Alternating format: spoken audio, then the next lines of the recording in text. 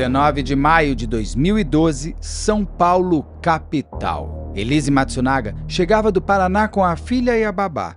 O ressentimento e a raiva dominavam seus pensamentos. Ela tinha acabado de confirmar que seu marido, Marcos Matsunaga, a estava traindo. O reencontro do casal não seria nem fácil e muito menos tranquilo, ainda mais que a morte já estava batendo na porta. Eu sou Beto Ribeiro e este é o Crime S.A. Especial, caso comentado. Vamos lá, que hoje estamos porque esse caso aqui é interessante. Eu vou falar, inscreva-se, tal, só um segundo, mas queria já trazer esse movimento.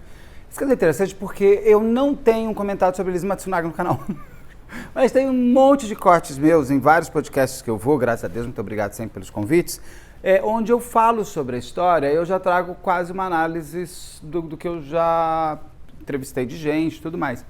E eu percebi o seguinte, aqui no canal tem a entrevista com o Ulisses, que é fantástica. Ali você tem a pessoa que mais sabe de Elise Matsunaga, é o Ulisses Campbell, óbvio, né? Porque o cara é brilhante. Aliás, muitas das coisas que eu vou falar vai ser em cima do livro dele, da Elise Matsunaga, que é o mais grossinho aqui, tá vendo? Das 3 mulheres assassinas, indico demais. O livro é muito, mas muito, muito bem escrito. Não é porque ele é meu amigo, não. Até porque, até pra vocês saberem, o Ulisses eu conheci entrevistando para o Flor de Lis. Eu não conhecia ele antes. Conheci ele numa entrevista, daí a gente ficou amigo. E esse livro dele, da Elise, eu vou até deixar fora aqui, porque é interessante. Ele mudou a minha forma de ver. Aliás, eu até separei, já vou por agora. Quando eu conheci o Ulisses pela primeira vez, eu falo sobre isso, como o livro dele, da Elise, mudou a minha forma de ver o crime. Dá uma olhada. Um dos escritores mais incríveis de jornalismo literário do mundo, que fez Sangue Frio, que eu sempre te comparo a Truman Capote, que eu acho que você está muito nessa linha, muito legal de jornalismo literário, com o prazer de falar sobre o novo livro Flor de Lis, A Pastora do Diabo, que eu já li, eu li a semana passada. Tive o prazer também, só lembrando que tem a trilogia, que é o primeiro, o Suzanne von Richthofen, que é excelente. Aí tem o Elise Matsunaga, que é muito, muito, muito bom. A gente estava falando disso, que eu acho que é um crescer de escritor, sim, né? Vai amadurecendo. Vai. Esse daqui é impressionante. Eu mudei até um pouco a minha visão sobre Elise Matsunaga. Quero só ver. Você vê o seguinte, eu realmente, se você pegar coisas que eu fiz lá atrás, coisas que eu falei lá atrás, eu era muito mais cético e muito mais duro na minha forma de trazer o crime. Porque como se eu abrisse um armário e olhasse só as roupas por fora, eu não abrisse as gavetas para entender o que tem de fato de roupa ali. Eu fiquei muito na superfície, eu fiquei muito no gelado, eu fiquei muito no crime pelo crime. E com o passar do tempo, a gente muda de opinião, porque já cantou Raul Seixas, eu prefiro ser uma metamorfose ambulante do que ter uma opinião formada sobre tudo. Essa é a minha grande frase da vida. E eu quero mudar sempre, desde que tenham bons argumentos. Este livro e o documentário da Netflix, da Elise Matsunaga, me fizeram repensar o crime. E eu te convido aqui a me ouvir para a gente entrar e não... ninguém aqui vai inocentar a Elise. Ela matou, ela esquartejou, ela jogou o corpo, tá, beleza, pá, sacramentado foi julgada, condenada, agora está em liberdade condicional, vou explicar um pouco lá pra frente. Mas pra gente entender sempre que eu falo que o canal é muito bom, não porque eu tô aqui, mas eu acho que o canal se tornou bom, pra gente se ver ou na pele da vítima ou na pele do assassino. É aquilo que eu falo, da construção do seu assassino, até que ponto você está construindo aquele que vai te matar e até que ponto você está sendo construída como a próxima mão que vai pegar uma faca para matar alguém. É óbvio que para você matar, você precisa ter dentro de você o gatilho ali para ser ligado. Né? Tem gente que por mais que você maltrate, ela não vai conseguir te matar, porque matar não está nem um pouco por cento nela. Mas a gente sabe se tem ou não. A gente tem que ser colocado muito à prova. Mas, antes de mais nada, não deixe de se inscrever, curtir, compartilhar, ligar sininho, marque nas suas mídias sociais, marque a todos nas suas mídias sociais. Se puder, seja membro, se não puder, tá tudo certo. E você venha comigo agora até o final desta conversa que vamos ter sobre Elise Matsunaga. Esse caso tem uma coisa peculiar. Ele começou a ser conhecido como caso Yoki por conta da vítima. Mas ele, ao longo do tempo, a personagem principal foi se tornando a Elise Matsunaga. E não é à toa. Até porque, além de ela estar viva, ela tem todos aqueles elementos que trazem para a gente ficar meio que sem se desligar dela. Ela tem um quê? Ela tem uma qualidade Suzanne von Richthofen de criminosas. Aliás, uma coisa interessante já, né? As duas, e até na Carolina Jatobá, da Nardoni, elas conviveram durante muito tempo ali em Tremembé, que eu chamo do Projac das celebridades criminosas. A Elise e a Suzanne não ficaram coleguinhas, não ficaram amiguinhas, porque, inclusive, a Suzanne pegou a mulher da Elise, a Sandrona. Lembra aquela história que a Suzanne foi no Gugu e pediu uma máquina lá para fazer silk de camiseta? Era aquela Sandrona, a namorada, era a namorada da Elise, que a Suzanne foi lá e catou para ela porque ela sabia que assim ela tem o poder. Isso são as coisas, as fofoquinhas de Tremembé, que são sempre muito saborosas. Isso tudo está nos livros do Ulisses, inclusive no da Suzanne e no da Elise, tem uma hora que uma entra no livro da outra, porque elas conviveram juntas, inclusive. Né? Inclusive com a Ana Carolina Jatobá, que tirou a vida de Isabela Nardoni. Mas a Elise, ela tem vários pontos desse caso, e que aqui eu já quero antecipar também. A história dela, quando tudo acontece lá em 2012, a história dela foi toda contada somente por homens. Se você pegar isso, eu não estou aqui na discussão, gente, feminismo, machismo, não estou falando nada disso. Eu só estou falando que os narradores da história dela eram sempre homens. E muda bastante, porque você não tem, inclusive, a própria empatia imediata, o próprio conhecimento do outro lado. E era 2012. Eu desconfio que se esse crime fosse feito em 2022, a Elise estaria mais para Cláudia Rockler, aqui, que matou o marido depois no freezer, que tem uma discussão de até que ponto ela foi feita para matar o Cláudio. A Cláudia foi feita para matar Vladimir lá, o marido dela lá. Até que ponto a Elise foi colocada à prova para tirar a vida do Marcos. Essa é uma história que a gente vai ter que se permitir sair somente do crime, como era sempre contado lá atrás. Era um delegado, um perito, ótimo Salada, excelente perito, o delegado, ótimo delegado, já entrevistei ele em outros casos também, o advogado dela, o doutor Luciano, excelente, sempre quero entrevistar ele, fica aqui meu convite público para ele me dar uma entrevista, não só sobre esse caso, mas sobre outros casos todos que ele tenha feito. E você sempre tinha elementos masculinos, um legista homem, você tinha sempre personagens masculinos trazendo a fala da Elise, que a gente não ouvia. Em 2012, a gente não ouviu a voz da Elise. A gente só via sempre ela com aquelas fotos de uma mulher fria, olhando, fazendo. As fotos sempre que eram para a capa do jornal e para a capa da revista e para a capa dos portais, elas sempre eram fotos que traziam um intertexto ali na sua interpretação de uma mulher muito psicopata. Qualquer pessoa teria medo de chegar perto da Elise Matsunaga, mas será que ela era realmente isso? A gente só foi ouvir a voz dela no julgamento. E essa voz, quando ela chorava demais, parecia, para quem não tinha nunca ouvido falar dela, e tinha somente o elemento de uma mulher que friamente mata o marido, esquarteja, com um bebê no quarto ao lado, põe em mala, pega e joga pela janela, tem elementos ali que você fica horrorizado pelo ato dela. E sem dúvida é horrível. Ninguém aqui está falando para ninguém ir lá e fazer a mesma coisa. Só que quando você não permite que a pessoa traga a sua vida e que mostre a sua construção para aquele ato, você não vai aprender a não ser e não vai evitar que outros aconteçam. Porque existe ali na história da Elise Matsunaga uma grande discussão importante que não foi feita à época e que hoje se faz bastante, que são das relações tóxicas e das relações abusivas. Sim, a Elise vivia uma relação tóxica, uma relação abusiva. Pode ser até que no começo fosse mais uma loucura a dois, onde os dois se encontraram e se encaixaram, inclusive nas suas maldades. Mas com o advento da gravidez, a Elise vai se desencaixando e saindo daquele universo. O universo do qual o Marcos Matsunaga, o marido dela, não saía e não queria sair, não saiu. Então existiu ali um início de encaixe e foi se desencaixando. A partir dali, ela percebe, inclusive, que ela achava que estava dominando, mas ela era dominada, inclusive porque ele tinha o poder financeiro, ele tinha o poder social, ele tinha o poder sobre ela, ele era o cliente dela, ele nunca deixou de ser. E isso foi organizando, dentro dessa conversa de relação abusiva, algo muito importante, que muitas vezes você não vai ter porta de saída. E eu não estou falando de vingança, eu estou falando de porta de saída. Se você colocar uma pessoa contra a parede o tempo inteiro, ela só tem duas formas de sair. Ou ela te ataca para viver, ou ela te ataca para morrer. Mas ela vai te atacar, porque ela não tem saída.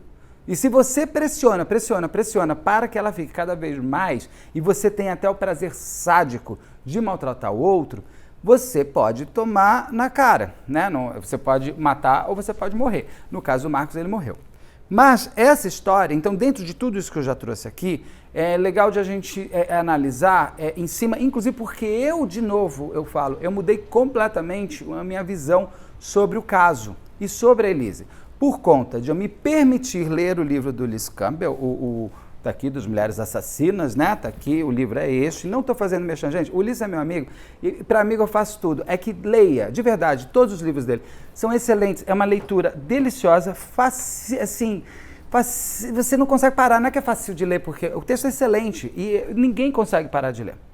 E tem uma profundidade, tem pesquisa, tem o motivo de estar sendo contado. Ele soube fazer uma narração fantástica que te prende, tem ganchos incríveis entre episódios. Entre episódios é bom, né? Entre capítulos. Então, é um livraço para a gente poder se permitir a conhecer a Elise e conhecer o Marcos, tá? Os dois têm passado. E os dois passados são colocados no livro e os dois passados se encontram num futuro presente. Tem isso.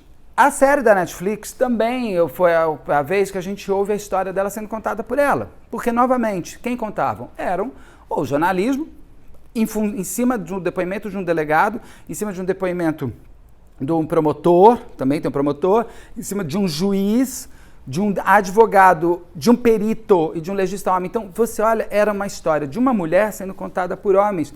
Que matou essa mulher? Um homem. Então você tem ali o quê? Um espelhamento, às vezes, inclusive de quem fala, pela própria vítima, pelo próprio fato de você ser aquele mesmo universo. Então, você desconstrói. Além de tudo, Elise era puta. E se é puta, então taca pedra na Geni, né? Não vai adiantar. Porque como a gente, assim, puta não é crime, você pode ser no Brasil, você não pode aliciar, você não pode explorar sexualmente alguém, você não pode ser cafetão, você não pode ser cafetina.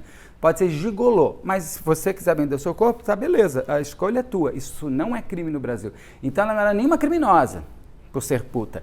Mas existe sempre na sociedade, óbvio que se é puta, puta será para sempre. Que é o que ela achou que deixou de ser quando encontrou o Marcos e que o Marcos deixou sempre muito claro que era o que ela era.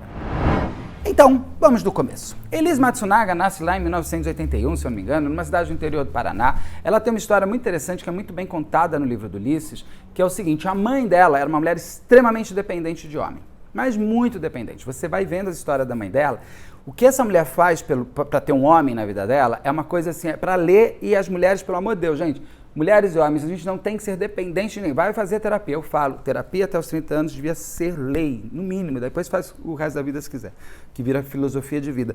Mas o que acontece? Ela vivia em função, a mãe da Elise, vivia em função sempre de ter um macho do lado dela. Ela precisava ter um homem do lado dela. Ela deve ter aprendido lá com a mãe, que aprendeu com a mãe, que aprendeu com a mãe. Ela estava, na verdade, trazendo aquele elemento que ela aprendeu. Ela estava só repetindo um modelo a ser seguido. E a mãe da Elise faz um monte de coisa. Nossa, vende carro, dá carro para homem, e é uma coisa. No fim, essa mãe da Elise fica grávida do pai da Elise, que era um tremendo de um homem ruim. Basicamente é isso.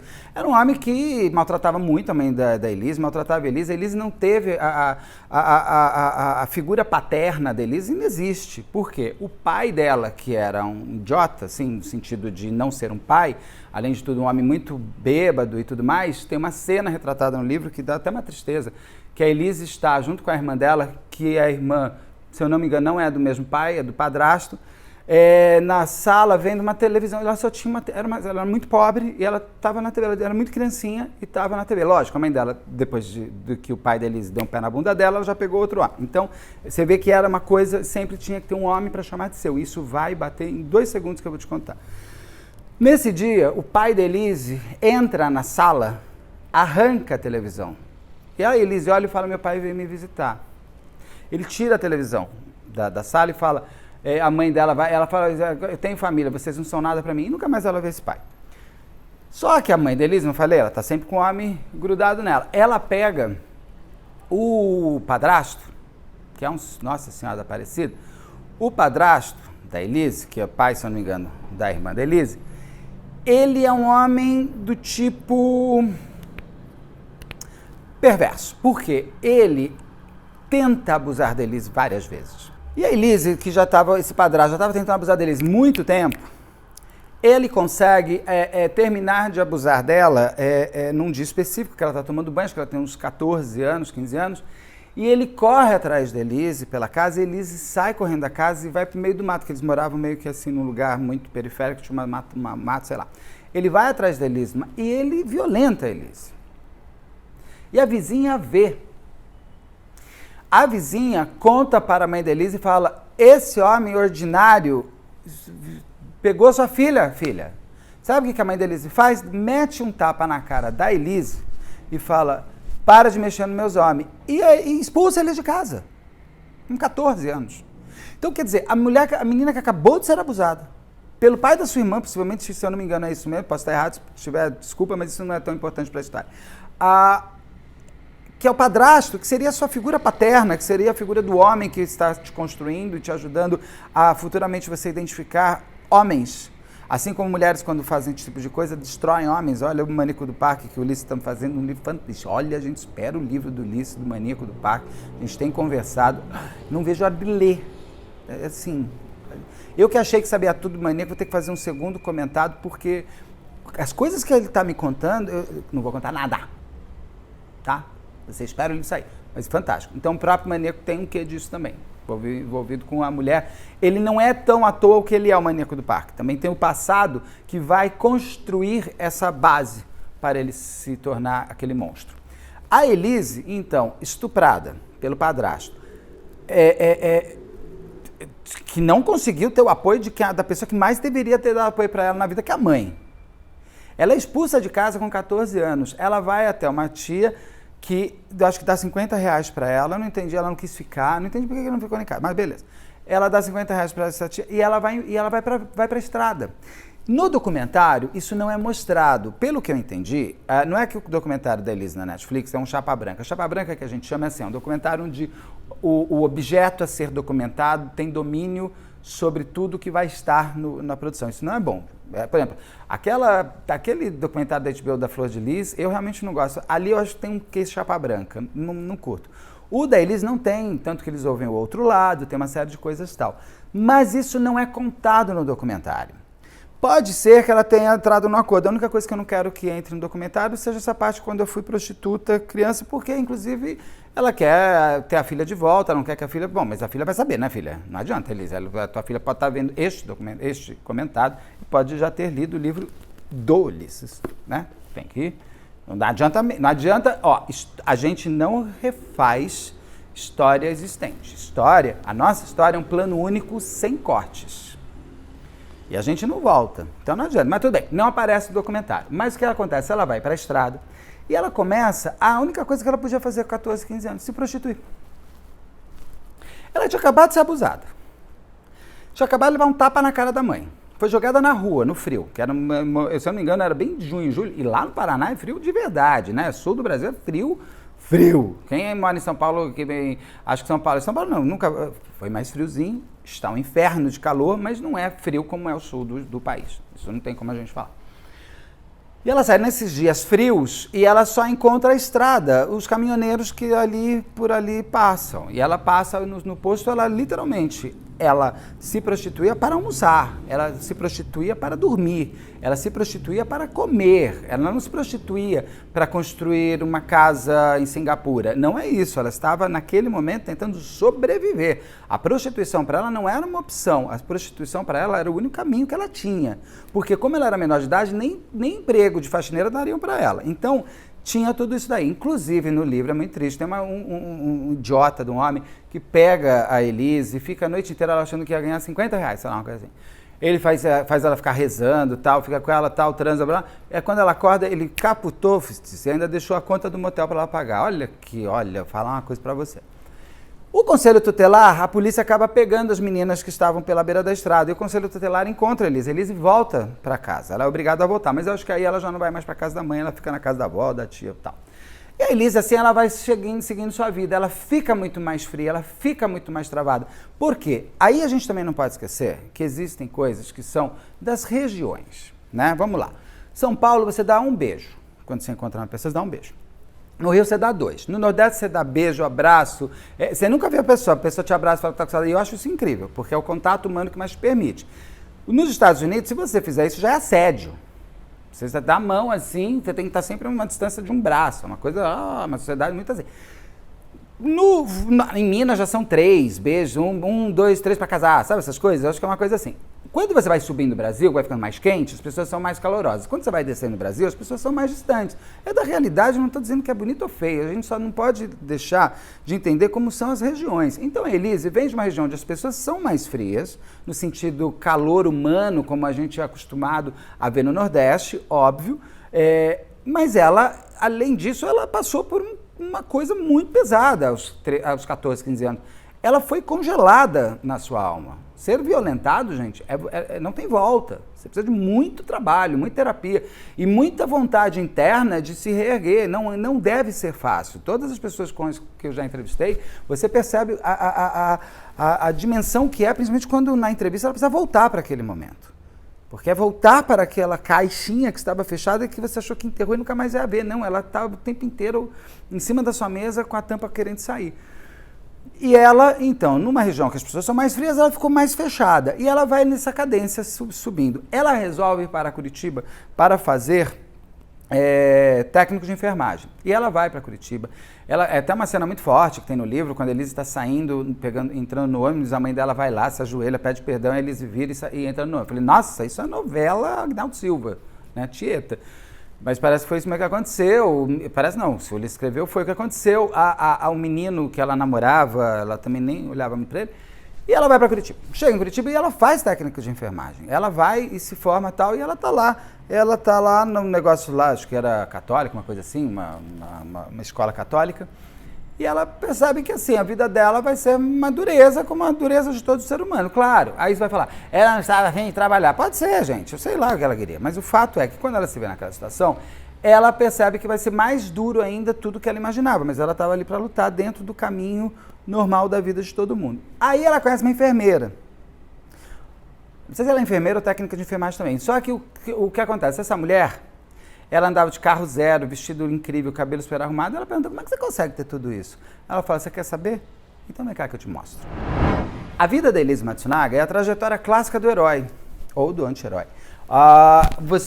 O herói, na trajetória, rapidamente, você tem sempre alguém que vai te auxiliar para a sua trajetória. Então, Pinóquio, você tem o grilo falante, né? Você tem o Gepeto, tal, você tem coisas que... Aquele 1917, o filme 1917... trajetória. O tempo inteiro ele tem alguém apoiando ele ou ensinando ele a fazer alguma coisa. Na trajetória da Elise, tem essa enfermeira, ou essa técnica de enfermagem que vai entrar e vai ensinar a Elise a ser puta. E ela ensina a Elise a ser puta mesmo, do tipo, não se apaixone pelo seu cliente. Lembre-se que isso é um trabalho e tenha um objetivo. Ela fala, você tem que entrar para sair, Elise querida. A própria enfermeira, o técnico, fala, eu estou nisso porque estou comprando 3 postos de gasolina na cidade que eu moro. Quando eu tiver o 3º posto, eu vou abandonar isso aqui vai ficar a minha história de puta, vou voltar para minha cidade, nunca mais vou ser, porque eu não quero ser. Eu estou sendo para que eu tenha um futuro pela frente que eu não vou conseguir no meio normal. Mas eu sei o meu objetivo. E ela fala isso para a Elise. Não se apaixone, tem um objetivo maior dentro da prostituição para sair dela, porque vai ter o tempo, inclusive é jogador de futebol, né, amor? Depois, não vai dar. Não adianta, gente, vamos negar o fato. Não vamos negar o fato, né? É o real. E ela topa. E daí tem um monte de coisa, como ela consegue ter cartão de crédito. Leia o livro que é fantástico, tem toda essa passagem. Só vou contar mais essa parte, porque senão fica sem graça, e aí eu quero entrar logo nas histórias lá da morte. A Elise, inclusive, ela começa, essa enfermeira aí, ela manda um clientão puta gato, assim, sarado, sei lá, um homem, todo bandido, né? Mexia com drogas. Mais um gatão. E a Elise fica fascinada, porque além de tudo, vai ter que beijar esse homem deslumbrante. Vai ter que transar com esse homem que é Deus. A Elise começa a ficar até apaixonadinha. E ainda ela recebe uma grana, tá feliz da vida. Aí essa mentora dela saca e fala, chegou a hora de te mostrar a realidade do que é o nosso trabalho. O segundo cliente é um senhor assim, com fralda geriátrica, que tomou o azulzinho antes de entrar, já está com o bodegão lá todo pronto, e ele pega e chega já e fala, vamos, filha, vem, filha. E ela se assusta. E aí ele ainda faz xixi na cama. É uma loucura. A Elise, naquele momento, ela para pra pensar e fala, acho que isso não é para mim, não. Mas ela vai nos trancos e barrancos se entendendo. Ela pega e resolve vir para São Paulo. Por quê? Ela vê que em São Paulo, de repente, ela pode ser uma puta de luxo. Coisa que não vai acontecer e é jogado uma água fria horrorosa, tá lá no livro. Ela chega numa das principais cafetinas do Brasil, que é de São Paulo, num bairro chique aqui, e essa cafetina olha para ela e fala assim, meu amor, você não vai ser puta de luxo nem se eu te fizer Chanel. Mas eu tenho um outro lugar lá na Augusta que acho que você pode rolar, né? Porque as putas de luxo você tem que ver, assim, são programas de 10 mil reais um fim de semana, uma coisa, elas ganham muito dinheiro. Mas elas são, né? Uma coisa. Aí ela fala, mas eu tenho um lugar lá na Augusta, lá no centro, que eu acho que pode rolar. É uma sauna, um puteirão, e lá você ganha 400 reais o programa. E para ela vai. E ela vai nesse montante, tem várias coisas, tem histórias paralelas no livro de outras prostitutas, é fantástico. Bom, aí, mas eu vou ficar na Elise. A Elise acaba também entrando num site de putaria lá, não de pegação, um site de puta para cliente. Um site todo organizado. Eu acho isso, o meu problema não é ser um site onde o homem vai lá num cardápio e escolhe o peixe do dia. O ponto é que é como se fosse um comércio eletrônico, onde você dá inclusive a avaliação do produto que você comprou. Então você comprou uma geladeira, você fala, a geladeira é ótima, ela gela super bem, tá? A geladeira não é muito boa não, sabe? A gaveta não abre direito, corre para outra. E esse tipo de avaliação horrorosa e nojenta tem dentro não o fato de você avaliar mal a geladeira, não isso, mas você avaliar o ser humano. Eu acho que o ser humano pode ser avaliado dessa maneira. Eu sou contra estrelinha de Uber, estrelinha disso, eu sou contra. Às vezes o motorista do Uber está num dia ruim dele, gente. Aí você dá caceteia, uma estrela, o cara não é mais chamado. Ou então o seu homem lá, a pessoa que entrou no teu carro, não está num dia legal e está mais assim, está passando mal alguma coisa, você caceteia uma estrela, o cara não consegue mais pedir Uber. Eu não sou a favor dessa coisa de pontuação humana. Eu acho que o ser humano ele é muito mais complexo, muito mais interessante do que 4, 5, 2 ou uma estrela. Eu não sou a favor, eu não gosto. Mas ok, a vida está seguindo por esse caminho, vai ser aquela, como é que é o nome? Black Mirror, né? Então, não reclamem depois, porque está todo mundo entrando nessa doideira. As pessoas não conversam, ficam no restaurante com tudo, conversando no WhatsApp com a pessoa que está na frente. Eu não entendo isso, mas ok, bom, sigamos. A Elise, então, ela está dentro desse site. E nesse site tem um perfil que é atribuído ao Marcos Matsunaga mesmo, e que ele, nossa, as coisas que ele escreve sobre as prostitutas, que ele compra, né? Porque ele não está contratando, ele está comprando uma pessoa, ele é destruidor. Só que é por esse site que a Elise e o Marcos se conhecem. Para chegar no encontro, Marcos Matsunaga vai ter uma biografia mais enxuta aqui, porque a própria história dele é mais enxuta. Ele é um homem sem muitos amigos, tem uns poucos amigos de putaria, pelo que está descrito no livro, um homem muito rico, de uma família muito rica, de uma marca muito rica, só que você percebe que ele não tem muito uma coisa de querer ter amigos, não sei, ele é mais geladão. Inclusive ele tem muita, sempre está comprando muita puta, tem sempre as putas dele e tudo mais. Ele, inclusive, muito se colocou na época, CEO, ele não era CEO, pelo que eu entendi que está no livro, não era CEO da IOC, ele era um diretor normal ali da empresa, ele não precisava da assinatura dele, conseguiu em vários lugares para fazer a venda era feita porque a IOC são de duas irmãs, da mãe do Marcos e da tia do Marcos. Cada irmã casou com um homem, esses homens é que eram os executivos da empresa, mas as donas eram as filhas, que eram as duas irmãs aqui. E eles estavam em venda. Quem assinava eram essas pessoas aqui, os filhos não assinavam nada. E o Marcos não era esse gênio do executivo, ele fez GV, tá, fez GV, mas tem gente que faz USP e também não dá certo, então isso não é a garantia de nada. Ele fez lá, nem sei que curso ele fez, só que ele tinha uma coisa importante. Inclusive, a primeira mulher dele, com quem ele casa era uma mulher como chama de chão de fábrica. Era uma pessoa que trabalhava numa das fábricas dele.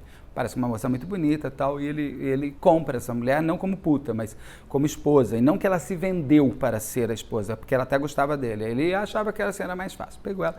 E com ela, ele inclusive fecha ela numa redoma de uma casa muito grande aqui, acho que no Alto de Pinheiros, que é um bairro bem bom aqui de São Paulo. E ali ela tinha que viver aquela vida. Ele não tinha mais romantismo com ela, absolutamente nada, até quando, principalmente quando ela ficou grávida. E tinha uma filha com ele. Filha essa que ele nem ligava. Quando o Marcos continua pegando as suas putas pelo caminho, inclusive, vai ter uma hora lá na frente que eu vou cruzar a mulher dele, ele encontra ele tinha uma outra coisa, ele gostava muito de arma, ele gostava de caçar, ele gostava mas não é que ele gostava de caçar para comer, ele gostava de matar os bichos. Isso eu acho um pouco problemático, quando a pessoa gosta de matar. Uma coisa, a caça, para depois a gente fazer um churrasco, faz parte e tal, ok. Quem sou eu? Eu como carne, não vou parar, mas eu não vejo boi, né? Eu vejo só o filé.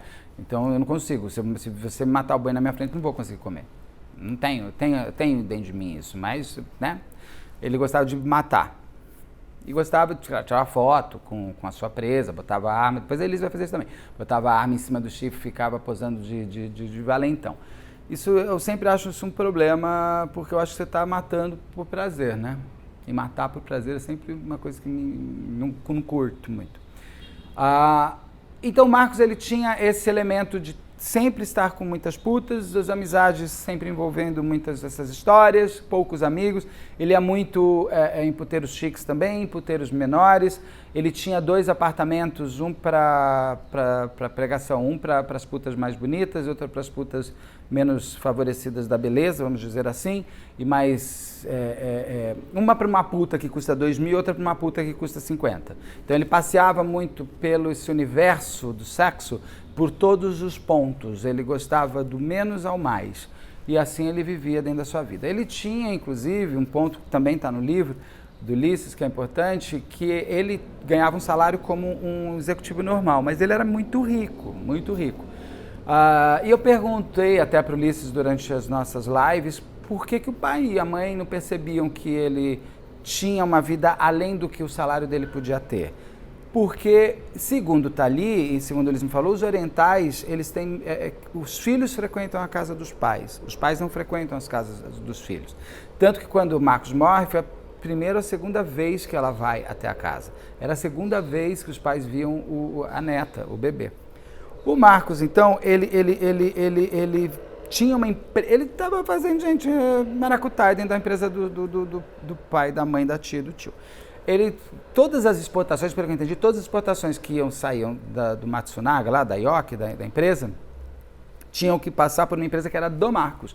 Então ele estava milionário. Ele estava, na verdade, tirando dinheiro da própria empresa dos pais. Por isso que ele era um milionário, mas não pelo salário que ele ganhava. Porque pelo salário que ele ganhava, ele podia ter uma boa vida, não uma vida de milionário, com BMW blindada, cobertura triplex, não sei das quantas. Horrorosa essa cobertura, né, gente? Pelo amor de Deus, tem um crime nesse crime. É a decoração daquela cobertura. Elise, meu coração, não dá, aquela mesa não rola, não dá, é um apartamento que é só corredorzinho e assim, nossa, é tudo dinheiro, gente. Vai fazer uma coisa bonita, como uma obra de arte. Não é tão bonito uma obra de arte bonita? Vai embelezar a vida, não é ruim estar embelezado. Então ele tinha esse universo e ele gastava com muito vinho, que eu vou falar, então assim, bom, mas o Marcos nessa toada tem no livro várias histórias de putas que brigam por conta dele. Era o rei da pajeira. Ele dava uma pajeira, para cada puta dava uma pajeira. E, inclusive, vai dar para Elise. Nesse momento, o Marcos entra no site e ele conhece e vê o perfil da Elise e se interessa por ela. Nesse momento que os dois se cruzam. Eles se conhecem, vou pegar aqui o caderninho, que eu não lembro a data exata. Ele morre em 2012. Eles se conheceram, cadê o dia do conhecimento? Eles se conhecem em 2004, é o ano que eles se conhecem. Eles vão casar só em 2009, então eles ficam 5 anos de amante e puta. A Elise vira só dele. Ele paga um salário para ela, ele oferece para ela 30 mil reais. Se eu não me engano é esse valor. E põe ela no flat dele. Aquele que eu te falei que ele tem 2 apartamentos, um para as putas ricas e outro para as putas mais pobres. Ele põe a Elise nesse apartamento na puta rica. E a Elise fica ali. Quando ela vai, fecha por 30 pau. Aí ela vai, fica, ela viaja com ele, e a mulher, ele é casado. E ele vai e tal, não sei o que. E a Elise chega uma hora e fala assim, escuta, coração, cadê o dinheiro? Meu salário, né? Ele fala, sim, claro, eu vou depositar. Ela esperando 30 mil, ele depositou, sei lá, 25, sei lá quanto que ele deposita. Ela fala, mas por que você tá, nós fechamos 30 mil? Ele falou, não, mas eu descontei os 27,5%. Ela tem carteira registrada? Ah, maravilhoso, né? Ele desconta 27,5% e o aluguel do flat. Ah, mas gente, ali a Elise já tinha que ter falado, sai. Porque a Elise já tinha, lembra que a puta grilo falante tinha falado para ela assim, tenha um objetivo, além de prostituição? Ela tinha um objetivo, era achar um homem rico. Ela procura, na mesma situação, o que ela aprendeu com a mãe, né? Que é o homem que tem que ser, não ela precisa ser. Eu gosto muito hoje em dia, quando você vê as jovens, meninas mais jovens que falam, isso aqui, torço para você casar com um homem rico. Elas respondem, não, eu quero eu ser rica, não estou nem aí se eu tenho homem rico ou não. Acho isso bom. E a Elise não percebeu que ela poderia ter criado o universo dela, ela só vai perceber isso mais tarde. Mas naquele momento que ela está como prostituta, ela vê como foco achar um homem rico. E quando ela encontra o Marcos Matsunaga, ela achou que ela tinha o prato e o queijo na mão. Não, pão e o queijo, sei lá, tinha o pão e a manteiga, sei lá, ela estava tudo pronto. Ela achou que ela estava com o jogo ganho. Por quê? Ela falou, porque, né, esse panetone aí eu como em 2 dias e resolvo, ele vai ser meu, eu vou dominar. Por um tempo ela aparece, ela achava que dava, mas eu acho que ela nunca dominou nada. Eu acho que ele sempre teve o poder, ele era muito mais frio nessas histórias emocionais. Eu acho que ele pode ter tido muito tesão pela Elise. Eu não sei se ele alguma vez se apaixonou por alguém. Quando a Elise e ele já estão juntos, a mulher do Marcos, inclusive, um dia bate na porta do flat lá, que a Elise está dentro dele, e fala para ela assim, oi, tudo bem? Aqui eu sou a dona do apartamento. Eu queria saber como é que tá, quem é você? Por que você está aqui? E a mulher dele já sabia da Elise, ele foi lá só confrontar. E o que acontece? Ali, naquele momento, a Elise conhece a primeira esposa do Marcos. Ela não entendeu naquele momento que um dia ela seria a esposa do Marcos abrindo a porta. Ela achou que estava com um jogo muito ganho. A arrogância é perigosa. Se a Elise nasceu em 81, 91, 2001, ela tinha 20 anos, ela tinha 20 e pouco, ela era muito novinha. E como disse a Fernanda Torres, a juventude ela tem muita coragem, mas ela não tem tanta sabedoria. E ela se acha o que sabe tudo. E não sabe, gente. O tempo é que vai te... Eu sempre falo uma frase que eu aprendi. O diabo é diabo não é porque é mau, é porque é velho. O tempo é que vai te dar sabedoria. Não tem como. Isso é super maduro. Não, você pode ser mais duro por ter uma idade que você passou coisas mais pesadas. Agora, o amadurecimento e a sabedoria tem tempo. Você não vai ter tempo. Não adianta. Não adianta. E ela estava um pouco nessa arrogância da juventude, achando que nunca ela seria a mulher abrindo a porta. Ela sempre teve certeza que ela dominaria para sempre o Marcos. Até porque ela e o Marcos, quando eles se conectam, eles se encaixam, como eu falei, eles se encaixam em muitas coisas, inclusive no prazer de armas, no prazer de caçar. A Elise descobre o prazer. A Elise tinha uma pontaria 10 mil vezes melhor que o Marcos. Ela tinha o chumps de pegar a arma e ser feliz com ela. Ela tinha essa coisa ela se encaixou muito bem. Por isso que eu acho que vira uma loucura 2 nessa hora, como eu já conversei com várias pessoas que eu já entrevistei, ela teria esse encaixe inicial. E eles vão. O Marcos se separa da mulher, manda ela para o Rio Grande do Sul, gente, com uma pensão medíocre para ela e para a filha, e nunca mais vê essa filha. Por isso que eu acho estranho quando eles ficam, mas tudo pode mudar de acordo com o interlocutor da vez. Quando, em 2009, eles casam, e é um casamento muito doido, porque não tinha muita gente, acho que a mãe e o pai do Marcos foram conhecer eles no dia do casamento, é uma coisa muito doida, assim. Ele resolveu e casou, e ela casou, e foi um casamento nababesco para pouca gente, porque eles não tinham muito para convidar, e quem convidou não foi. Olha que situação horrorosa. A família da Elise, ela volta meio poderosa para casa e tal. E ela e o Marcos casam, e a loucura entre os dois, desse prazer de morte e tudo, vai se aumentando cada vez mais. Eles mudam para essa mansão suspensa, cheia de corredorzinho, que eu acho que é um apartamento triplex de 500 metros quadrados, e eles ficam ali. Eles começam a ter coisas meio perigosas ali, a gente já percebe um pouco um prazer estranho. Ele compra uma jiboia, a tal da Gigi. E essa jiboia ficava pela casa. ficava pelo apartamento. E se você viu o documentário da Netflix, você vai ver a hora que eles gravam, eles pondo um ratinho vivo para a jiboia comer. E tem um ponto importante que o Ulisses fala sempre, que é o seguinte: quando você compra uma jiboia como animal de estimação, como eles fizeram, compraram no lugar certo, liberado e tudo mais, você nunca, essa jiboia ela não veio do mato, ela foi criada em criador. Então ela se acostumou a comer comidas frias, congeladas. Você não dá para uma jiboia que dá de criador coisas quentes. Por quê? É a velha história. O dia que você entrar numa primeira classe, você não quer voltar para a econômica. Para a jiboia é mais ou menos isso. Ela teve o prazer do alimento. Ele, ao invés de comprar essas comidas congeladas e dar comidas congeladas para a jiboia, ele começa a desenvolver nessa jiboia o animalesco dela, que é o da base da vida dela, que ela nem sabia. Ele começa a dar só comida quente, então ela não come mais comida congelada, ela quer a vida. Porque faz parte do universo da natureza. Só que o prazer do Marcos e da Elise também, óbvio, é de ver o ratinho morrendo pela jiboia. Ela chega a falar no vídeo, é aterrorizador, é aterrorizante quando você ouve isso, que ela fala: ai, olha lá, o ratinho tá se mijando todo, que ódio desse ratinho, tá com medo. Ué, minha filha, se você me colocar com uma jiboia, eu não sendo um ratinho, eu também. O estranho seria o rato não fazer isso. Então a ausência de empatia com esse animal, parece que os dois ali estão brincando de psicopatas juntos, porque é um prazer de ver a morte acontecendo, e não alimentar o seu bicho. Inclusive no livro tem um que ela tinha suíte, a Gigi tinha uma suíte. E eles pegaram um porquinho, filhotinho, porquinho, jogaram essa suíte e ficavam vendo o porquinho todo amedrontado até a jiboia catar ele. Então ela tinha esse fascínio pela morte, ela e o Marcos. Não sei se veio dela ou veio dele, ou os dois em conjunto se constroem e ficam. Mas isso vai uma hora se desencaixar.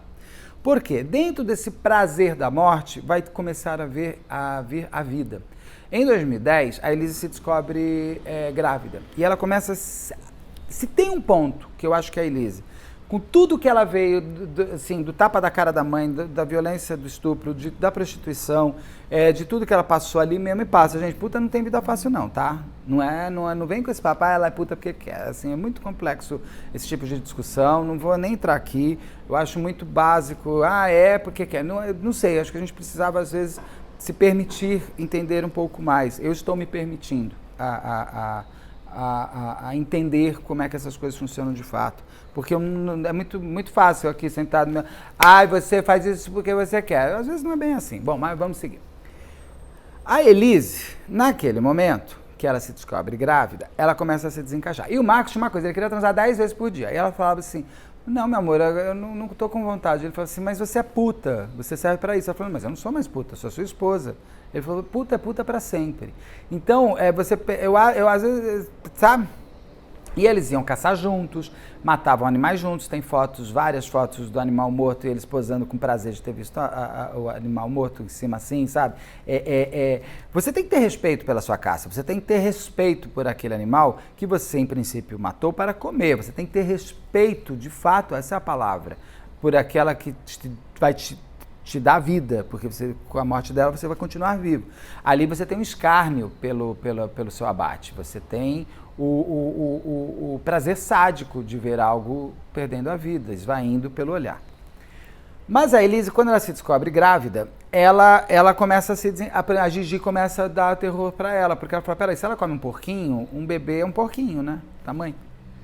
E ela começa a se afastar, inclusive, da Gigi. Ela não quer. A Elise, eu acho que depois de tudo aquilo que ela passou, que a transformou numa geladeira em freezer, a gestação, esse aconchego de ter, essa possibilidade afetiva de existência, ela descobriu com a própria filha. Com aquele ser que estava nascendo nela, ela descobriu o que é o amor. Porque, vamos combinar, né? Com a mãe lá atrás ela não tinha, não teve com o padrasto, com o pai jamais. Então ela não tinha, ela não sabia o que era afetividade de fato, não sabia o que é amor de mãe. A mãe te dá um tapa na cara, você acabou de ser violentada, a mãe te dá um tapa na cara e fala: para de mexer nos meus homens.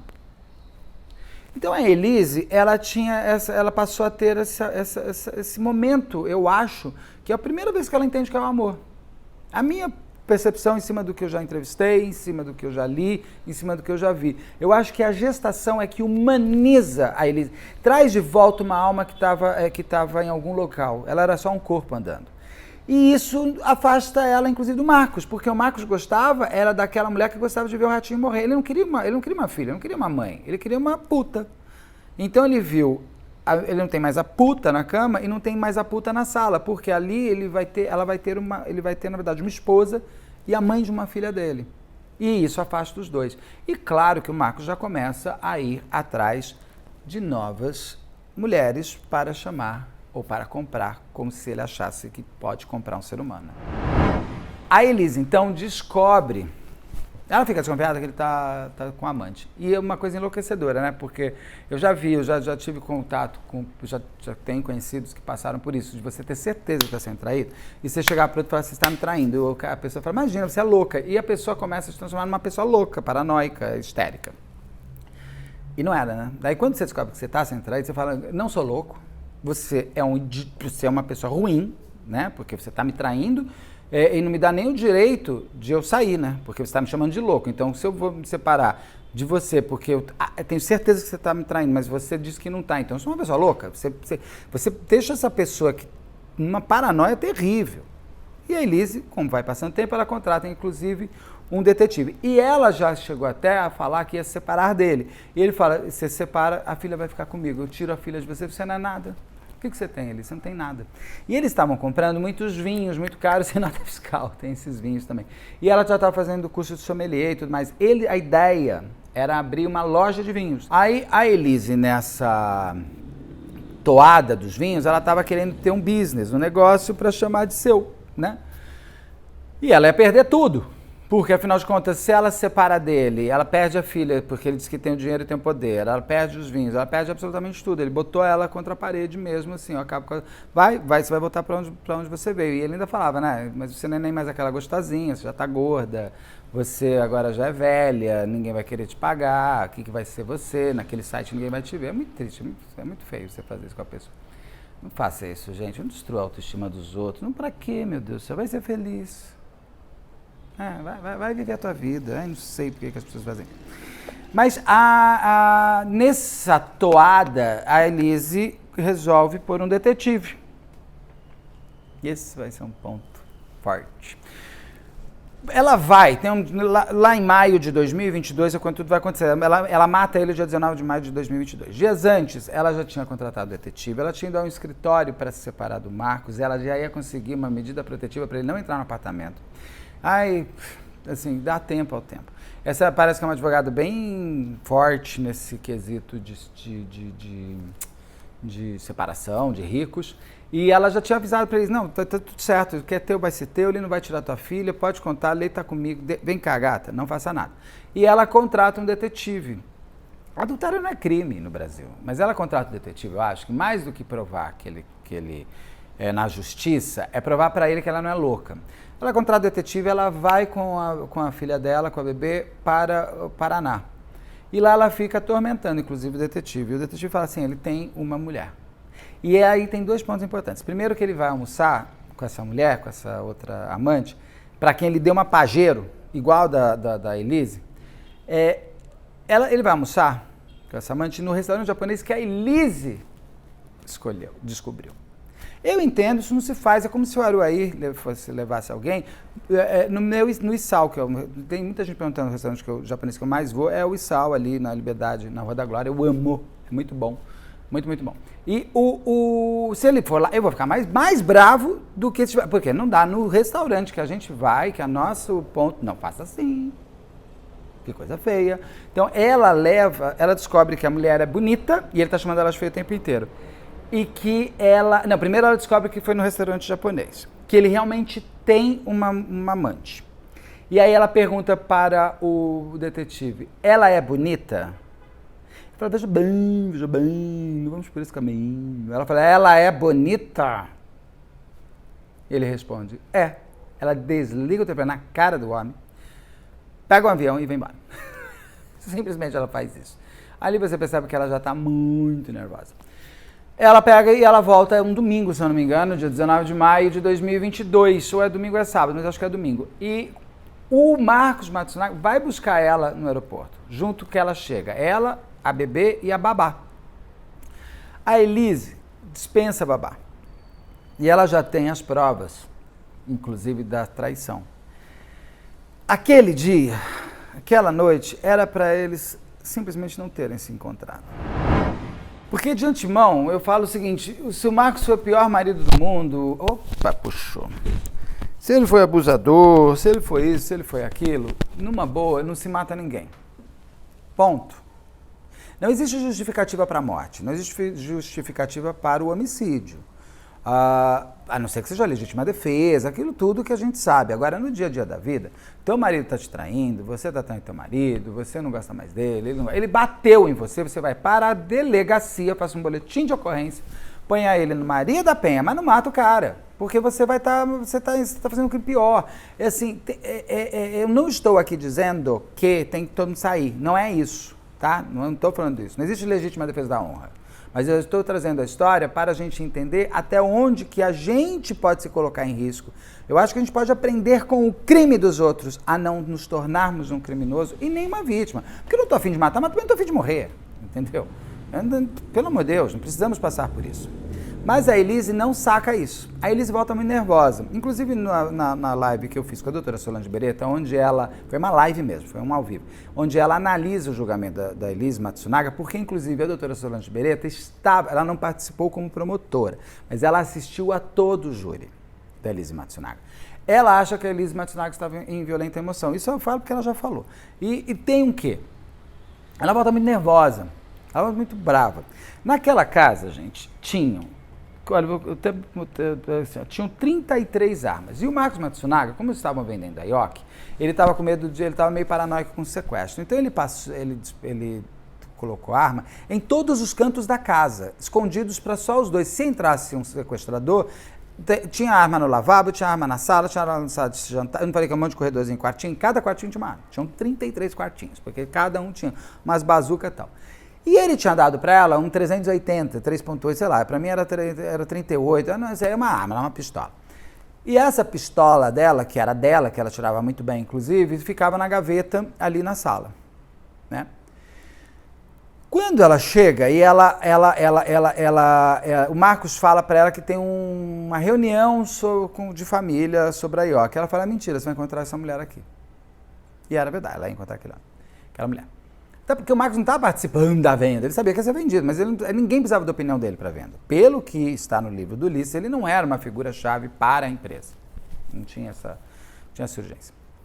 Os pais e o irmão passam a achar que ele foi sequestrado, nesse período que ele vai ficar desaparecido, por conta da venda da IOC. Mas não que eles precisassem do Marcos, como já foi noticiado, para vender a IOC. Ele não era um executivão, ele não era importante, a assinatura dele não era necessária. Ele era apenas um herdeiro, ele não era nem o filho, se ficasse com a família, o filho que estava sendo preparado para chegar lá. Pelo que está no livro, eu entendi, conversei já com as outras pessoas, era o irmão dele, que tinha muito mais qualidade técnica para ser um futuro substituto do pai. Mas isso não ia acontecer, eles já iam vender, então eles não tinha isso. Não, Marcos não era tudo isso, quer dizer. Eu cheguei a ler, gente, em coisa forte, que o Marcos era CEO da IOC, ele não era CEO da IOC. Não, ele não era, não era. Então o Marcos, quando chega ali, e ele é confrontado com essa realidade da separação, parece que ali começa uma grande discussão entre eles. Ele pede uma pizza, aí você tem várias versões. Aí tem uma história que ela abre um Brunello, eu gosto sempre assim, tem que ser o Brunello, um vinho que custa uns R$500, um super vinho fantástico, toscano e italiano. Que na Itália mesmo você toma um vinho, um Brunello caro por 30 euros, mas aqui tudo fica caro no Brasil. Até porque vinho no Brasil é comida, é bebida. Na Europa, vinho é comida, por isso tem menos imposto. E aqui é bebida alcoólica, então tem mais imposto. Tá tudo certo, só contando esse detalhezinho para todo mundo. Ela disse que abriu um Brunello, e que eles estavam tomando, e que ele foi buscar uma pizza, e que eles comem a pizza, eles começam a brigar. Mas o que acontece? Quando ela fala isso, ele pediu realmente uma pizza. Por quê? Às 19h30, do dia 19 de maio de 2012, o Marcos Matsunaga tem suas duas últimas cenas. Ele desce o elevador, ele desce muito nervoso, ele desce chutando o elevador e tudo mais. E ele sobe com a pizza. É a última vez que você vê esse homem. Corta. Ele sumiu. Né? Nunca mais você vai ver. Porque, óbvio, ele morreu, né? Você vai ver ele dentro de mala e não sabia. A Elise, então, o que acontece? Quando ele entra, aí você tem duas versões. Por quê? Ele tomou um tiro de cima para baixo e ele era muito mais alto que a Elise. Então não dá para ir numa discussão eu pegar uma arma aqui, te atirar, porque vai ter que ser de baixo para cima, não é? Segundo a polícia, que eu entrevistei já conversei e tal, ele teria atirado quando ele entra pela porta da sala, ela está esperando ele já em cima de alguma coisa com a arma aqui, porque ele era maior que ela, né? Ele poderia pegar ela muito mais fácil. Ele entra, ela taca ali o tiro na cabeça, ele cai já morto. Inclusive porque parece que tem uma perícia de sangue que mostra que ele vai da porta da sala até para aquele quarto de hóspedes que fica nesse primeiro andar, dentro desses corredorzinhos aí. A Elise fala que matou ele em outra posição e que quando eles começaram a discutir, ela pega a arma, corre, pega a arma e ele começa a falar e ele começa, o que é? Tem isso muito bem feito lá no documentário da Netflix. Que quando ela mostra a arma, ele meio que faz assim, e aí ela atira, ele tá com a cabeça assim, então teria uma lógica pericial, né? Teria uma lógica pericial, mas parece que o que acontece é que se ela entrou e ela já está pronta para tirar, eles têm que ter brigado demais antes para ele descer e ela já está literalmente a pão de bala, né? Segundo ela, ele falava de novo que ela não valia nada, que ia tirar a filha dela, blá, blá. Eu tenho uma coisa aqui, já ponto aqui, que eu acho estranho, mas pode ser, a gente já conversa sobre isso. Eu lembro que eu te falei que ele teve uma primeira mulher com quem ela teve uma filha, ele disse, nunca mais essa filha. Mas ele não se preocupou com a primeira filha, por que ele vai se preocupar com a segunda? Talvez pelo prazer de maltratar a Elise. Né? Porque a primeira mulher não foi... Primeiro que a primeira mulher foi ele que deu um pé na bunda da mulher. Ele não estava levando um pé da bunda. Segundo, que assim, talvez aquela mulher não fosse muito café com leite, sabe? Assim, é uma bobagem. Deixa ela pra lá. Leite morno, não quer. A Elise talvez tirasse do Marcos mais emoções. Isso aí ele sabia que, tirando a filha dela, ele ia maltratar e magoar ela mais que se ela ficasse sem dinheiro. Então, pode ser que fosse uma grande maldade, meio sádico, de você querer tirar a mãe da filha, sabendo que aquilo é só para te dar um prazer de maltratar a outra. Ele talvez nem quisesse essa filha. E talvez no frigir dos ovos, ele podia até querer, mas não ia ter. Ou no frigir dos ovos, ele ia até abrir mão, porque ele já estava me apaixonadinho pela outra moça. Entendeu? Só que eles têm essa grande discussão. Quando atira na cabeça dele, ela leva ele até o quarto de hóspedes. E vamos lembrar que é um bebê ali. A babá ela já tinha dispensado antes de tudo isso. Por isso que falam que é premeditado, porque ela dispensou a babá. Mas eu pergunto, ela dispensaria normalmente? Era domingo à noite, pode ser, pode não ser, era normal, a babá achou estranho ela ser dispensada? Não lembro agora essa informação, mas fica aqui a pergunta no ar. Acho que não. Ela leva o Marcos e deixa ele no quarto de hóspedes, fecha e limpa todo o sangue da sala. E vai dar de mamar para beber, vai viver, vai deitar tal. Tanto que o juiz pergunta o que ela fez, se ela conseguiu dormir. Ela falou, claro que não.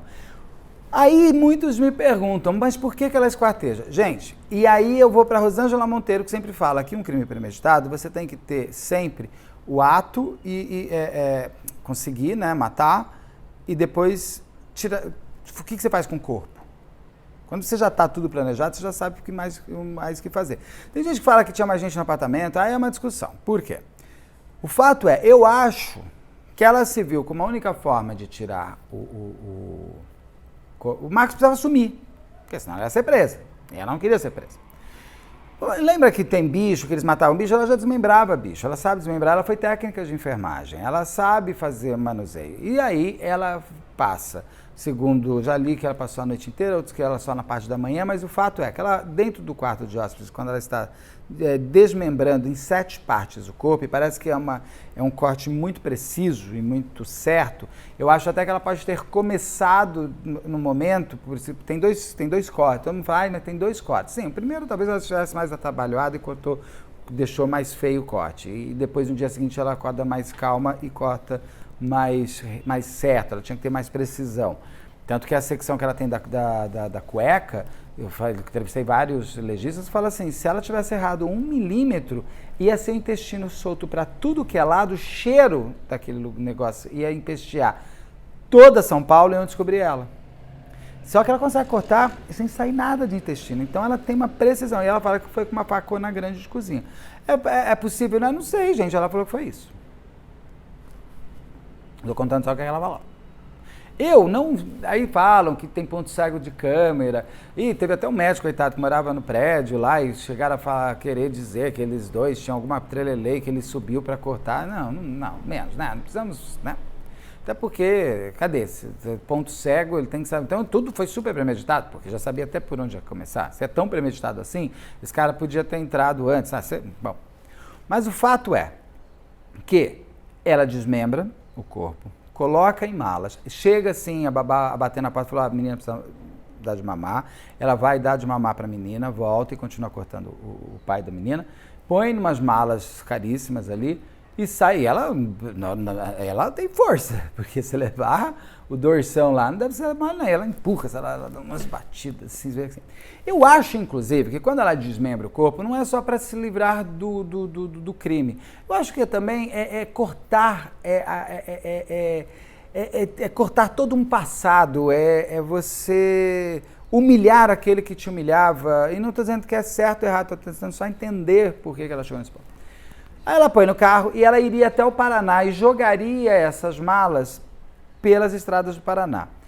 O que acontece é que ela percebe que o tempo não vai estar a favor dela. Ela sai de casa às 11h30 da manhã do dia 20 de maio. Porque ela precisava voltar, dar de mamar, tinha uma série de coisas. Ela volta pela rodovia e ela lembra de um sítio, de uns amigos do Marcos que ela frequentava, ali pela região de Cotia. E ela vai para essa região para jogar essa mala em umas estradas mais... Eu já gravei nessas estradas, não para Elise Matsunaga, para uma outra coisa. E realmente são estradas com muita mata. E é tudo de terra. Só que na volta, inclusive, ela é parada por um policial. E ela está com o licenciamento vencido. O Ulisses conta no livro que, inclusive, o Dr. Guido Palomba, meu amigo, tem paixão, respeito 500 mil vezes, não estou dizendo que ele é certo ou errado, mas ele conta isso. O Dr. Guido fala que ela é uma psicopata, ele diagnostica a Elise Matsunaga como uma psicopata, porque o fato de ela ter conseguido ser gelada para falar com o policial mostra que ela não tem sentimentos, emoções, isso, aquilo. Quem sou eu não estou discordando de nada. A única coisa que eu pergunto é, ela foi uma geladeira até ontem, né, pela vida. A vida obrigou ela a se tornar uma geladeira até para aguentar um monte de cliente, aguentar homem que não paga, aguentar a briga de puta e tudo mais. Ela me parece que ela era uma pessoa que até, pelo que está descrito no livro, ela ajudava muitos amigos financeiramente, inclusive. Os poucos amigos que ela tinha, porque a Elise se forma em Direito, inclusive, os poucos amigos que ela tinha, ela na faculdade, porque o Marcos também não queria que ela tivesse amizade com ninguém, ele não permitia que ela tivesse amigos, ele não queria que ela tivesse amigos, ele odiava que ela saísse de casa, ele tinha um controle sobre a Elise muito forte, numa relação realmente tóxica, onde você não permite que o outro exista, além de existir ao seu lado. Então ela tinha poucas pessoas, mas esses poucos amigos que ela conseguia ter, ela ajudava financeiramente, inclusive em percalços da vida muito difíceis. E ela escondia do Marcos e tudo mais. Então você tem essa humanidade que eu não sei se o psicopata tem, não sei, não é para mim, essa pergunta a gente tem que fazer para quem entende. Mas o Dr. Guido fala que exatamente por conta dessa volta, que ela é parada por um policial e as malas estão atrás, e o licenciamento vencido. E aí muitos falam, é um absurdo, o que esse policial foi corrompido, ganhou dinheiro? Não, gente, é porque no estado de São Paulo, naquela época, você tinha até 30 dias, não sei se ainda tem isso, você tinha até 30 dias, depois de vencido, você tinha 30 dias para fazer o licenciamento. É que nem carteira de motorista. Quando ela vence, você tem 30 dias para fazer. Então, dentro desse range de 30 dias, você não está ilegal. E ela não estava ilegal, ela estava dentro desses 30 dias para fazer o licenciamento. Então ela estava com o licenciamento vencido, mas ela não estava impossibilitada de andar com o carro. Não é que o carro tinha que ser apreendido, o carro não precisava tanto, que ele foi liberado. Aí ela é liberada, ela passa nessa estrada e joga e vai despejando o corpo do Marcos. É aí que o Dr. Guido aponta muito que ela poderia ser uma psicopata por conta deste momento com o policial. Essa geladeira que ela conseguiu ser avessa com o corpo atrás dela. Não sei. Aí eu não estou discordando de nada e nem falando nada, só estou te trazendo a informação. A Elise, então, vai e volta para casa. Quando ela já dispensou tudo lá, ela volta lá para casa dela. E ela fica. Eu já vi coisas falando que ela chegava a deixar 2 pratos sujos na pia para a empregada pensar que o Marcos estava lá. O fato é que ela mantém o Marcos vivo um tempo. Porque ela pega, inclusive, essas fitas e essas fotos da amante e vai até a casa dos pais do Marcos e mostra para eles que ele tinha uma amante e que ele tinha sumido e que ele tinha resolvido viver a vida dele com essa nova namorada. Os pais ficam preocupados, o irmão fica preocupado. Ela pega e ela tinha acesso ao e-mail do Marcos. Ela escreve um e-mail como se fosse o Marcos para os pais, falando, me deixem, me esqueçam, agora eu sou uma pessoa livre. Meio como Amante Mortal, Amante Stalker Imortal, da Netflix, que tem aqui em especial, um documentário ótimo, tem uma coisa disso, da mulher manter a outra viva. Ela manteve o Marcos vivo por uma semana. O irmão da Elise já estava preocupado, eles já estavam vendo coisa de sequestro, eles estavam preocupados com isso.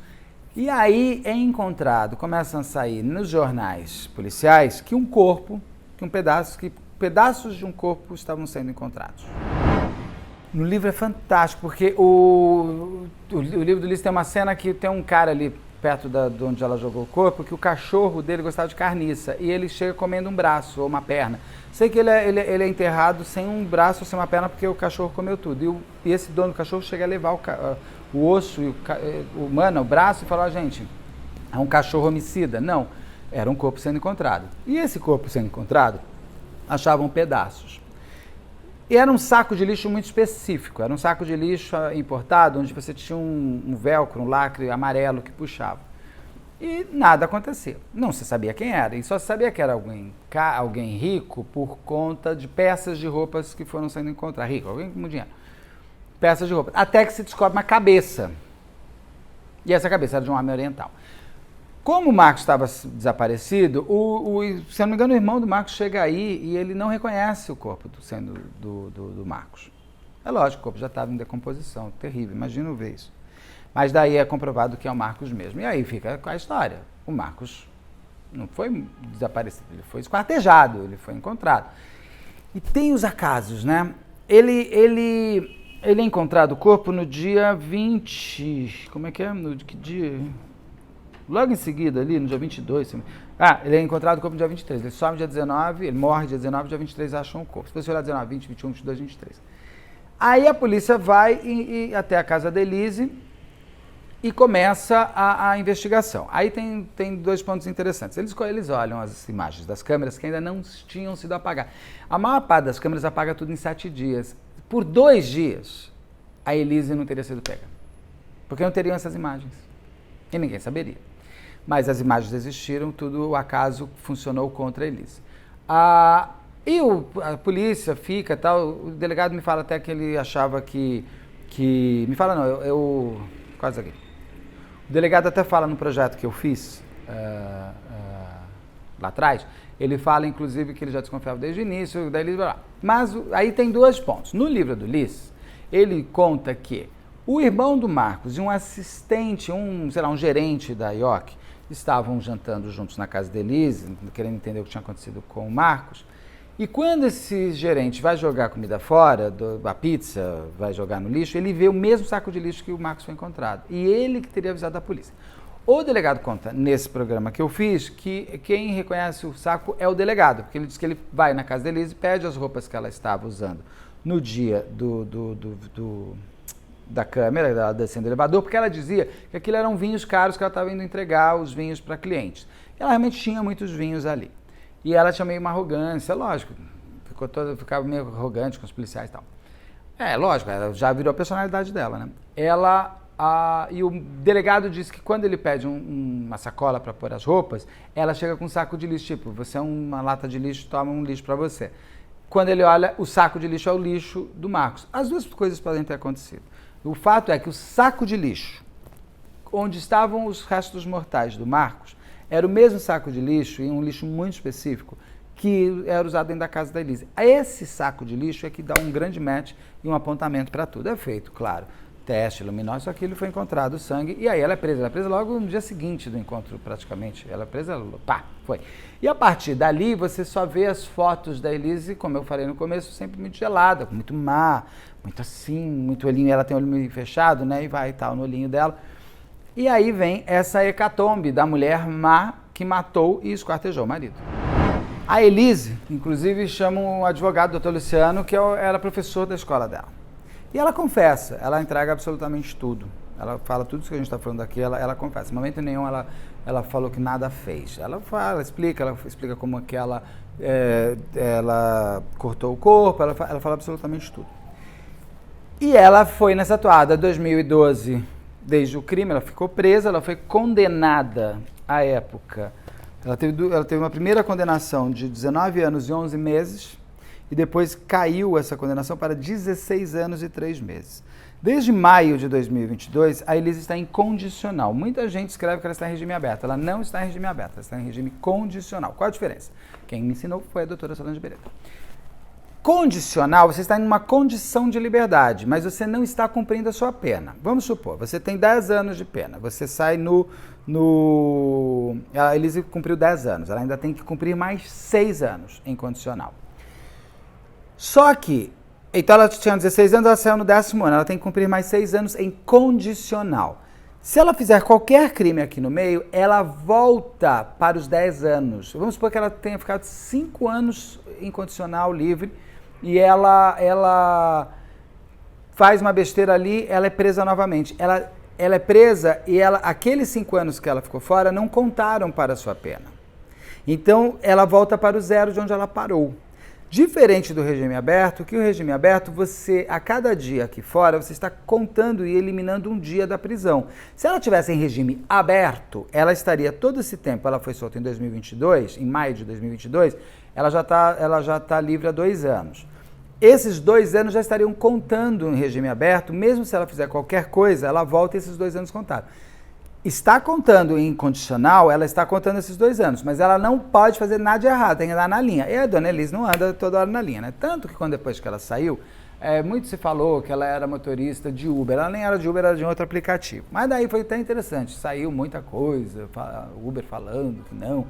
Mas o maníaco do Parque do Mato Grosso do Sul, que é um estuprador, que estava preso, ele tinha uma prisão de 35 anos, ele estava em regime aberto. Ele era motorista de Uber, e até mesmo uma das vítimas eu não entendi. Então as pessoas têm mais medo dele que de um estuprador, eu não consigo entender. Eu não tenho medo, eu entrevisto qualquer pessoa, e eu não teria medo de pegar um carro. Você teria medo? Conta aqui. Porque a Elise era muito específica, era com o Marcos, era o marido dela, ele não é um maníaco, um serial killer, mesmo serial killer, se eu não me encaixar na vítima dele, também não vou ter medo dele naquele momento, a não ser que ele queira começar a mudar o seu estilo de matar, que segundo o Dr. Guido, às vezes eles mudam. Mas ela é que nem a Suzane é com a mãe, com o pai, ela quer se dar bem, é outra história. A Elise foi o problema com... Eu, se fosse hétero, eu não queria namorar com ela, porque daí eu teria mais medo, né? Matou o marido. Agora, eu não teria problema nenhum de pegar um carro de aplicativo com a Elise, assim, nenhum problema, nenhum ponto de problema. Mas daí ela até tiraram ela precisa trabalhar, gente. Né? Não tem o que fazer. Aí ela faz umas coisas para pet, né? Tem tipo a Suzane que tem uma lojinha, ela tem uma lojinha para pets. Só que daí, ela foi trabalhar na casa, ela foi fazer um negócio lá para uma mulher que estava na prisão que ela conheceu, e ela precisava de um atestado de antecedentes criminais. Ela falsificou esse atestado. Não pode, você não pode fazer isso. E aí pediram a volta dela para a prisão. O Ministério Público ainda o Ministério Público manteve ela em liberdade condicional. Então, em liberdade condicional, ela está. Claro, tem aquelas coisas, né? Tem foto dela comendo um sushi, não tá. Para a Elise, tá comendo comida japonesa assim, né? E ela tá assim, é muito doida aquela foto. Então, fica nessas permeações, né? Lá em Tremembé, já contei, ela e a Suzane disputaram a mesma líder, né? Porque acho que ali não era amor, ali era uma questão de viver com a líder da prisão, você viver um pouco melhor, né? Você fica um pouquinho melhor. Deixa eu ver se tem mais coisa aqui. Não. Então é isso. Eu queria ter feito o da Elise, porque o da Elise está em um monte de lugar que eu falo, eu nunca tinha falado aqui. Eu acho, gente, e é só meu achismo que eu vou trazer, que é o seguinte. Talvez se a Elise não tivesse conhecido o Marcos, porque você vai pegar muitos casos criminais que não é a pessoa, o cara vai matar de qualquer, é o Champinha.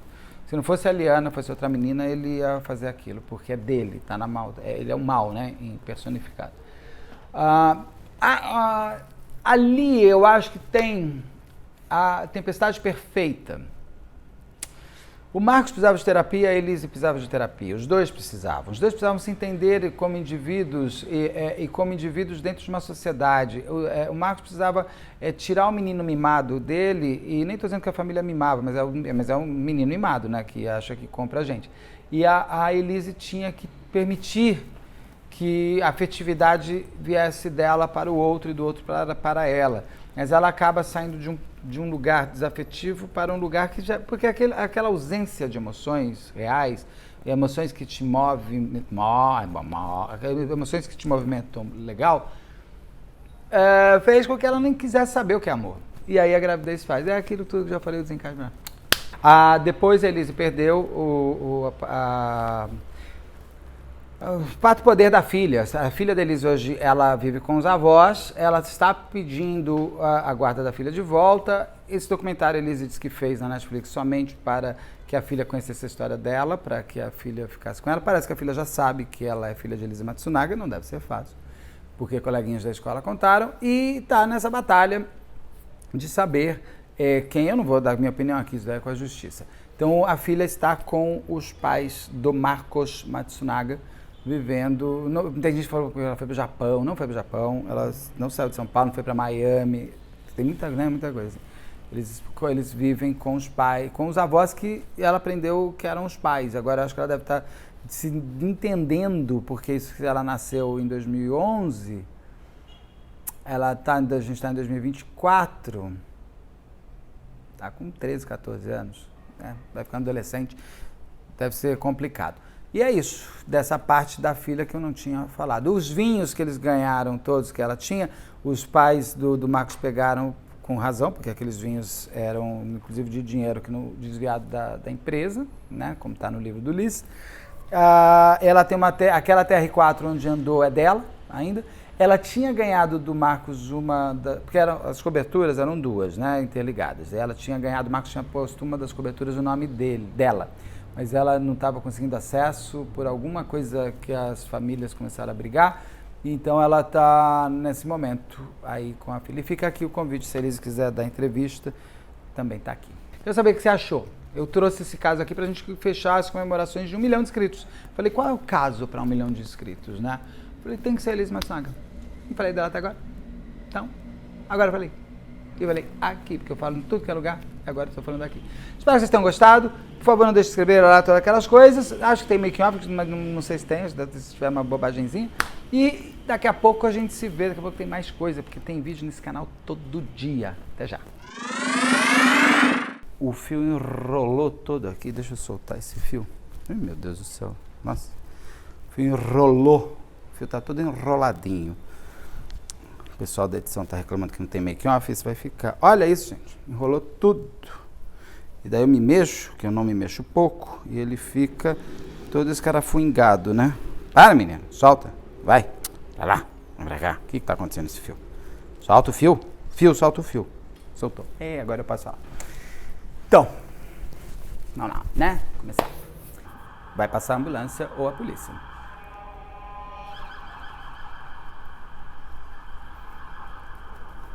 E eles são prioridade. Deixa passar, passou. Ela tinha... Olha o helicóptero. Já foi. Ih, gente, abriu aqui. Ela sabe de vinho, ela sabe de fato de vinho, de vender e tal. Será que estava assim o tempo inteiro? Estava feio? Desculpa, eu não vou repetir, né? Por causa de um botão. Não vou. Nem dava para ver, porque como que eu tô me olhando aqui e não percebi? Percebi agora. Já fechei.